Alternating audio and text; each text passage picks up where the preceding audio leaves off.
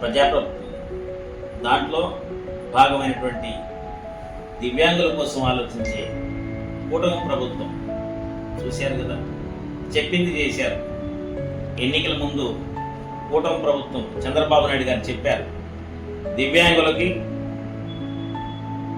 ప్రభుత్వం వచ్చిన తర్వాత 3,000 నుంచి 6,000 రూపాయలకు పెన్షన్ పెంచుతానని చెప్పారు. పెంచారు కదా, చూశారు కదా.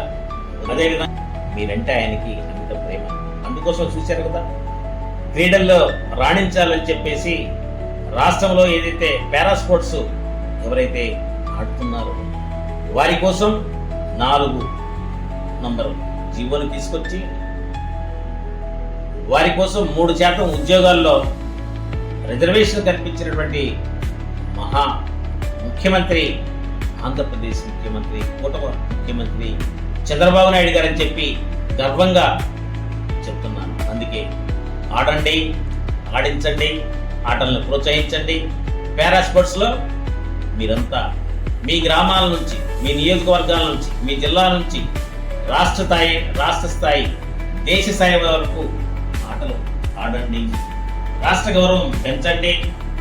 మీరు మీకున్నటువంటి లోపాన్ని అధిగమించి మీరు సకలాంగుల కన్నా కూడా మిన్న అనే విధంగా పారా స్పోర్ట్స్లో ఎవరైతే అనేక పథకాలు సాధించారో వారు ఆడినటువంటి క్రీడలే నిదర్శనం అని చెప్పి తెలియజేస్తూ, ఆ నిదర్శనాన్ని రాష్ట్ర ముఖ్యమంత్రి గారు మిమ్మల్ని ప్రోత్సహించాలని చెప్పేసి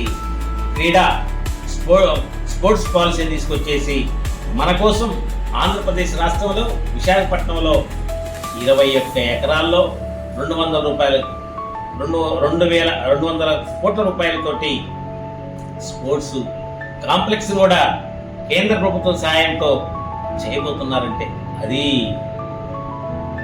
దివ్యాంగుల పట్ల ఉన్నటువంటి ముఖ్యమంత్రి గారికి అభిమానం. నమస్కారాలు.